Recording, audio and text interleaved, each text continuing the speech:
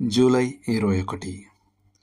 ఆయన మిమ్మును గూర్చి చింతించుచున్నాడు గనుక మీ చింత యావత్తు ఆయన మీద వేయుడి. పేతురు రాసిన మొదటి పత్రిక 5వ అధ్యాయము 7వ వచనం. ఒక విశ్వాసిగా చాలా కాలం జీవించినప్పటికీ మన చింతను ప్రభు మీద వేయడం ఎన్నడూ నేర్చుకోకపోవడం సాధ్యమే. మనం ఈ వచనాన్ని కంఠస్థం చేసి ఇతరులకు ప్రకటించవచ్చు కూడా. అయినప్పటికీ మన స్వంత జీవితాలలో దానిని నిజంగా ఆచరించకపోవచ్చు. దేవుడు మన గురించి చింతిస్తాడని, ఆయన మన వ్యవహారాల పట్ల శ్రద్ధ కలిగి ఉంటాడని, మరియు మనం ఊహించని గొప్ప ఆందోళనలను కూడా ఆయన చూసుకోగలడని మనకు వేదాంతపరంగా తెలుసు.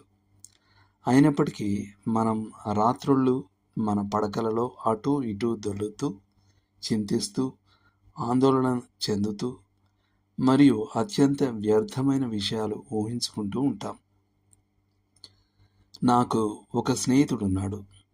అతను మనలో చాలామంది ఎన్నడూ ఎరగని దానికంటే ఎక్కువ సమస్యలను, తలనొప్పులను ఎదుర్కొంటాడు. ఒకవేళ అతను వాటిని స్వయంగా భరించాల్సి వస్తే అతను ఒక ఆత్మీయ పిచ్చివాడై ఉండేవాడు. అతను ఏం చేస్తాడు? అతను వాటిని ప్రభు వద్దకు తీసుకువెళ్ళి అక్కడే విడిచిపెడతాడు.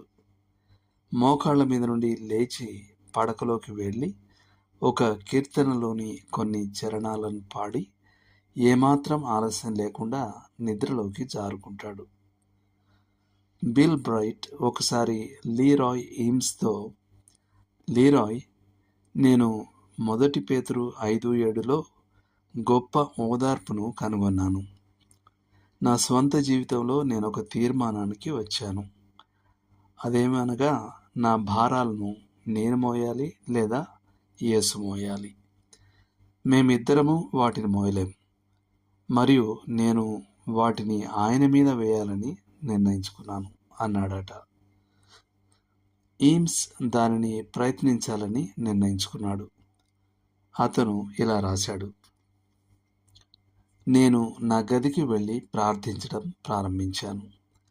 నా శక్తి మేరకు బిల్ చెప్పింది చేశాను. నెలల తరబడి నేను నా కడుపులో ఒక పెద్ద భారాన్ని మోసాను.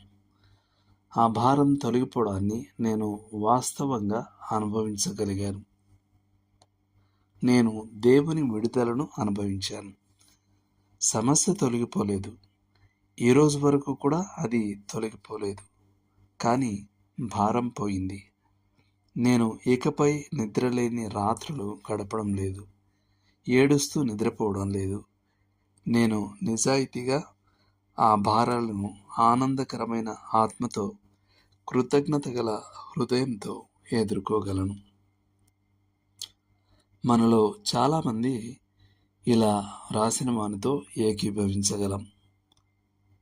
ప్రతిరోజు నా చింతను ఆయనపై వేయాలని, అది దేవుని చిత్తం. నా విశ్వాసాన్ని విడిచిపెట్టవద్దని కూడా ఆయన నన్ను అడుగుతాడు. కానీ అయ్యో, అనుకోకుండా పట్టుబడినప్పుడు నేను ఎంతో మూర్ఖంగా ప్రవర్తిస్తాను. నా విశ్వాసాన్ని విడిచిపెట్టి నా చింతలన్నిటినీ మోస్తాను.